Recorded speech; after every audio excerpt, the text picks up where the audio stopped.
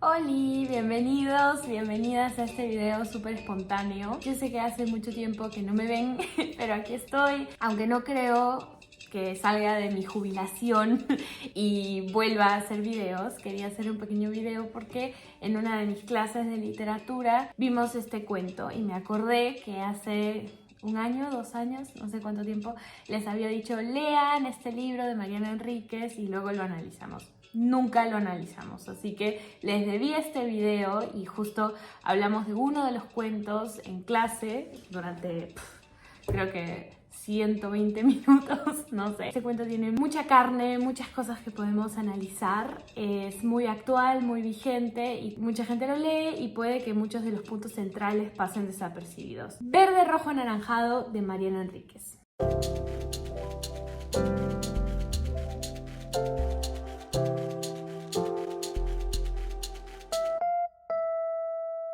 Bueno, ¿cómo me ha ido en este año, 2 años que no nos hemos visto? Bastante bien. He estado con mi puesto en la Universidad de Marburgo, en donde hago mis clases de literatura, que es lo que más me gusta, conectando con estudiantes, con las nuevas juventudes, escribiendo ficción, escribiendo mis cosas que algún día publicaré. Pero además estoy haciendo un montón de cosas en la universidad, como el proyecto de teatro que ya les había contado, y además escribir el doctorado, que es como la parte difícil, pero que poco a poco está surgiendo. Cuando tenga más sobre esto, si quieren, si me animo esporádicamente, así como hoy, a hacer un video sobre eso, pues lo haré. Y ahora sí, como les dije, puedo pasarme muchas horas hablando de este cuento, pero en este video específicamente quería tocar algunos puntos. Este cuento lo vimos en una de mis clases que se llama Literatura Hispanoamericana, Plataformas Digitales y Redes Sociales, en donde estudiamos no solamente cómo las redes sociales presentan la literatura, que es lo que estamos haciendo ahora, bueno, en una plataforma digital, sino también cómo la literatura refleja el mundo digital. Para eso este cuento de Mariana Enríquez es perfecto. Y aunque podríamos hablar de muchas cosas, hay algunos puntos centrales que quería tocar hoy en este video que nos ayudan a entender el cuento de otra manera. La identidad en la era digital, cómo la tecnología impacta nuestra vida cotidiana, reflexiones sobre el aislamiento en el mundo moderno. Creo que este cuento está un poco adelantado porque en el 2016, cuando se publicó, eran cosas que realmente necesitaban nuestra atención. Después de la pandemia creo que la gente tiene mucha más conciencia de estas cosas, pero en ese momento no había tanta atención, así que una visionaria Enríquez. Y eso que normalmente este género no me atrapa, no me gusta mucho, digamos, lo gótico, sobrenatural y cosas así, pero cuando parten del realismo, a mí me gusta. Por eso me gusta también el realismo mágico. En el caso de Enríquez, encontrar un poco el horror dentro de la realidad y deformarla de cierta manera que nos produzca ese miedo al leer su narrativa. Ese es un tema que de todas maneras vamos a hablar hoy, que es cómo construye el horror en un cuento así. Y de ahí hay puntos específicos en el cuento que merecen nuestra atención, ya no tan generales como el tema de la salud mental, sino por ejemplo el rol de las mujeres en este cuento, el papel de la tecnología en la comunicación y en los vínculos y el uso de metáforas culturales. Un ratito voy a agarrar yo el teléfono porque el trípode se quedó sin batería, pero a ver, voy a partir de la idea de que ustedes ya leyeron el cuento. Vamos a empezar por el principio con la primera oración,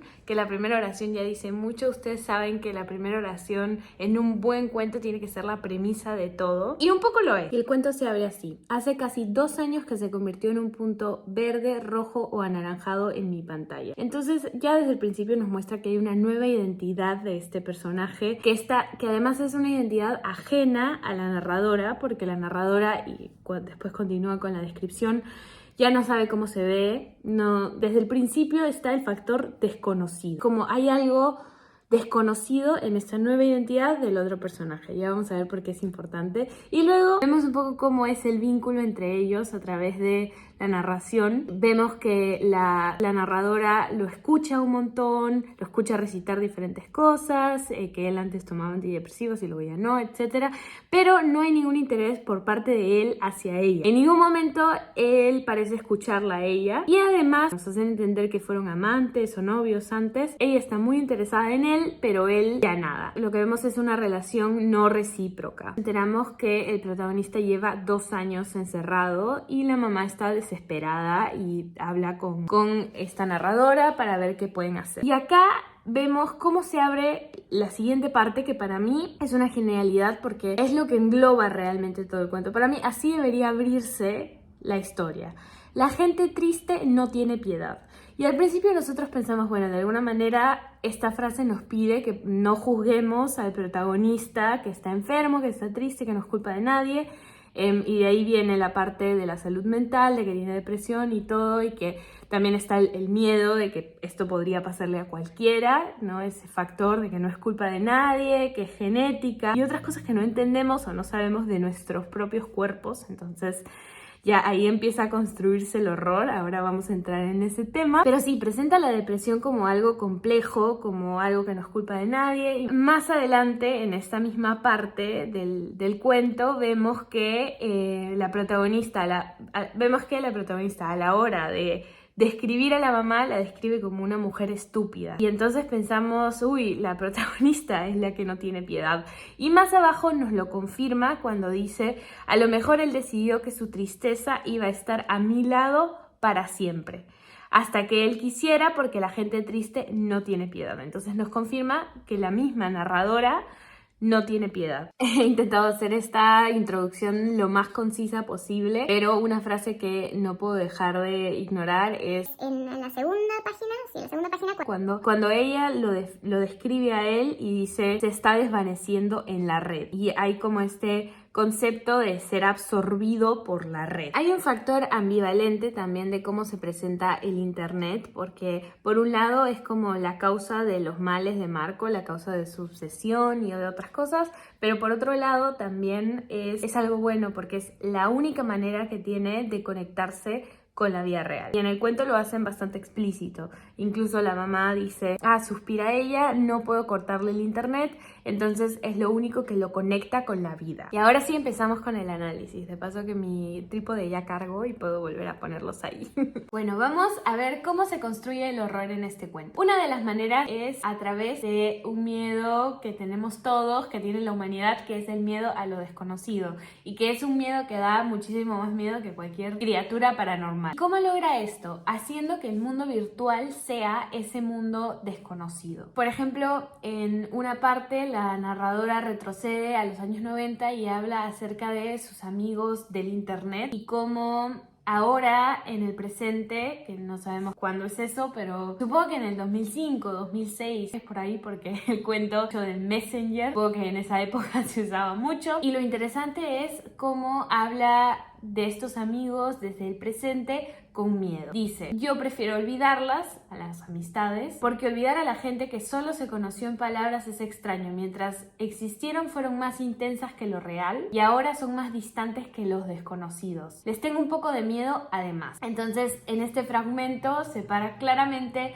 la vida real de estos amigos casi imaginarios que existieron en ese entonces y que además fueron muy intensos, como puso ella, y que hay una distancia enorme, ¿no? Más desconocido que los desconocidos. Entonces, aquí el miedo a lo desconocido está claro, está clarísimo que el mundo virtual no es lo mismo que el mundo real y Marco está cada vez más volviéndose un ente del mundo virtual. En una parte incluso habla mucho, sobre cosas feas, obsesiones de Marco que buscan un poco separarlo de su humanidad, quitarle toda la parte humana y mostrar como una parte de vicios horribles, que le gusta la violencia y cosas como muy poco humanas que encuentra en la dark web. Aquí se llama la deep web, pero ahora lo aclaro. Y bueno, busca quitarle la humanidad a Marco para que después al final del cuento te preguntes si Marco sigue ahí o es una máquina que está hablando con la narradora. Me parece que está bastante bien construido. Y también la distancia entre Marco y la narradora, porque la narradora le dice en un momento, encontré gente como vos, que es gente con esta enfermedad de los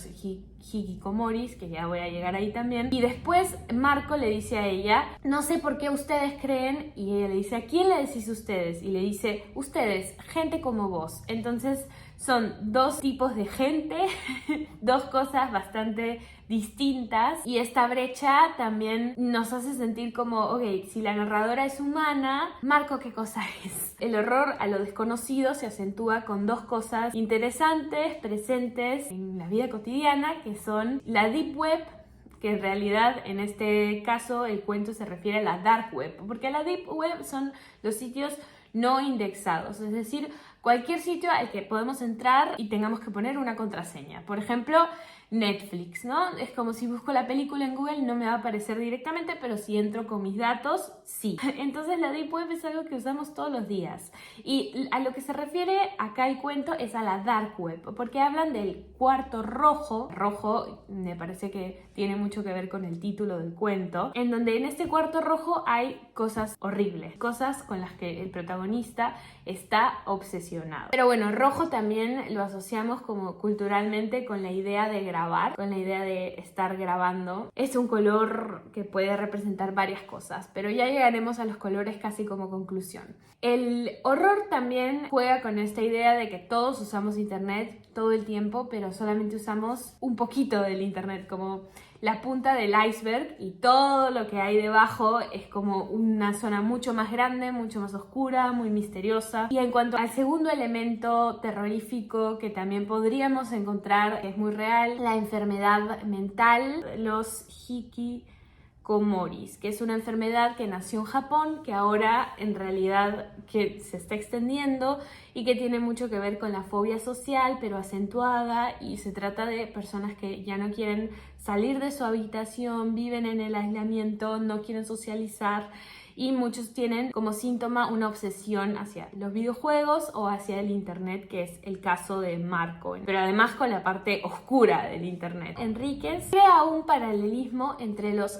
hikikomoris y los fantasmas. Porque en el momento en que la protagonista le dice, la gente como vos está enferma y tiene esto, el protagonista cambia un poco de tema y le dice, lo interesante de los japoneses no es tanto esta enfermedad, son los fantasmas. Pero los fantasmas son buenos y los fantasmas malos son las mujeres. Y aquí también viene una parte que podemos analizar. Sí, los hikikomoris vienen a ser así como fantasmas modernos, porque viven casi invisibles para el resto de personas, porque no tienen interacción, pero igual están presentes en este mundo a pesar de pertenecer a otro mundo. Entonces, en el caso de los fantasmas, claro, el mundo de los muertos, pero en el caso de Marco, ese otro mundo vendría a ser el mundo digital, que están desconectados de las interacciones humanas tradicionales. Además salen de noche. Marco luego aclara que es mentira que sale, pero bueno, en un momento nos hace creer que sale de noche, entonces nos lo imaginamos inconscientemente como estos fantasmas. Marco es un hikikomori que habita un entrelugar entre la vida y la desaparición social. Y después, cuando hablan de los fantasmas japoneses y utiliza estos elementos culturales de Japón,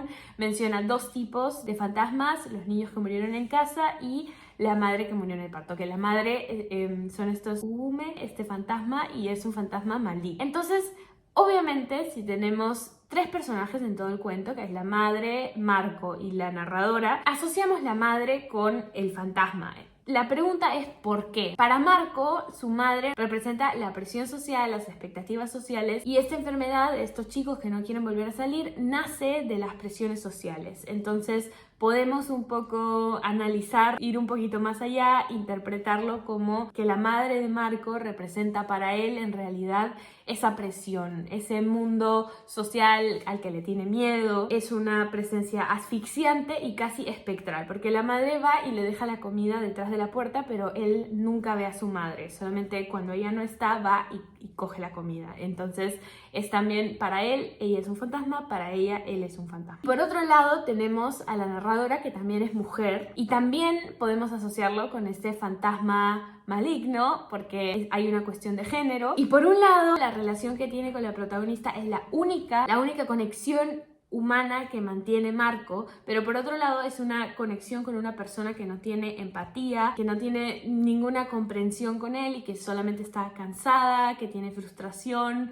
que todo el tiempo, hay tensión en sus conversaciones. Así se manifiesta esta negatividad entre el vínculo del protagonista y la narradora. Teniendo esto en cuenta, podemos hablar un poco de los roles femeninos en este cuento, que son presencias muy fuertes pero muy negativas también. Casi al final del cuento se menciona otro personaje que es una profesora que quiere secuestrar a la protagonista cuando era una niña. Esto lo podemos asociar con la dictadura argentina, con los niños desaparecidos, con los secuestros, pero también es muy interesante porque es otra vez una figura femenina siendo la mala. Hay el paralelismo en este momento de esa profesora con una bruja, pero mucho más miedo nos da cuando la narradora dice que es una mujer triste, porque volvemos a esta idea de la gente triste no tiene piedad. Entonces nos deja con escalofríos pensando qué hubiera pasado. Y bueno, por último, lo de los colores. Con el tema de los colores yo siento que el título va casi en evolución de cómo ha sido Marco. Es más, podríamos agregar el gris al final del título para que quede verde, rojo, anaranjado, gris. El verde lo vemos al final del cuento. Cuando una noche se enciende verde una vez más, él habla primero. ¿Cómo sabes que soy yo? Dice, no me ve, puedo llorar sin vergüenza. O sea, está tan feliz. Verde claramente representa una esperanza hasta las lágrimas.